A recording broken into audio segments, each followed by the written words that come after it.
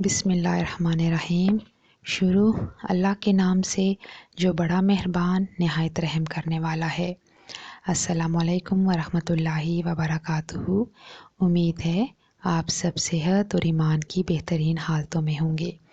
میرے پیارے سامعین، ایک مرتبہ ایک بادشاہ نے اپنے وزیر سے کہا کہ وہ اپنی آدھی سلطنت اسے دے دے گا، لیکن بادشاہ نے ساتھ ہی کچھ شرائط بھی رکھ دیں۔ بادشاہ کے وزیر نے لالچ میں آ کر شرائط جانے بغیر ہی بادشاہ کی بات مان لی۔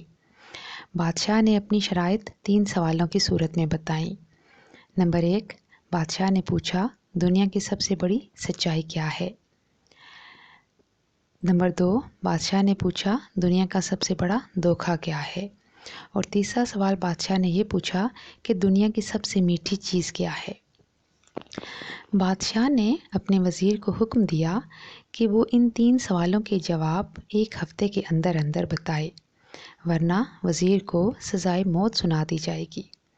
وزیر نے سب سے پہلے کہ دنیا کی سب سے بڑی سچائی کیا ہے جاننے کے لیے ملک کے تمام دانشوروں کو جمع کیا اور ان دانشوروں سے اس سوال کا جواب مانگا۔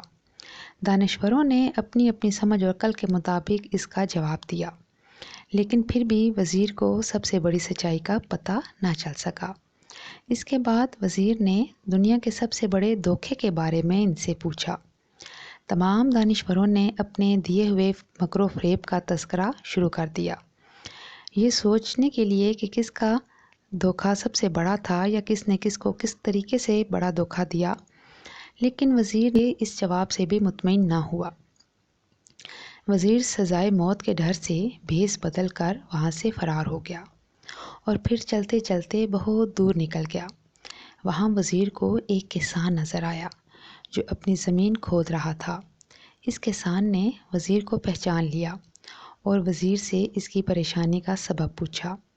وزیر نے کسان کو اپنی مشکل بتائی، جسے سن کر کسان نے وزیر کے تمام سوالوں کے جواب کچھ اس طرح سے دیے۔ کسان نے کہا، دنیا کی سب سے بڑی سچائی موت ہے، جبکہ دنیا کا سب سے بڑا دھوکہ زندگی ہے۔ تیسرے سوال کا جواب بتانے سے پہلے کسان نے وزیر سے کہا کہ میں اگر آپ کے تمام سوالوں کے جواب دے دوں تو پھر آپ مجھے کیا دیں گے؟ آپ کو تو سلطنت مل جائے گی، لیکن مجھے کیا ملے گا؟ یہ سن کر وزیر نے کسان کو 50 گھوڑوں کی پیشکش کی اور کسان کو شاہی استبل کا نگران بنانے کی بھی پیشکش کی۔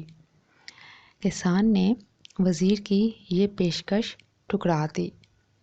وزیر نے سوچا یہ کسان تو بڑا ہی شاطر ہے، یہ تو میری آدھی سلطنت کا خواب دیکھ رہا ہے۔ وزیر وہاں سے جانے لگا تو کسان نے وزیر سے کہا، اگر آپ بھاگ کے جانے لگے ہیں تو ساری عمر یوں ہی بھاگتے رہیں گے، کیونکہ بادشاہ کے لوگ آپ کے تعاقب میں ہیں، لیکن اگر بادشاہ کے پاس واپس جائیں گے تو تب بھی جان سے مارے جائیں گے۔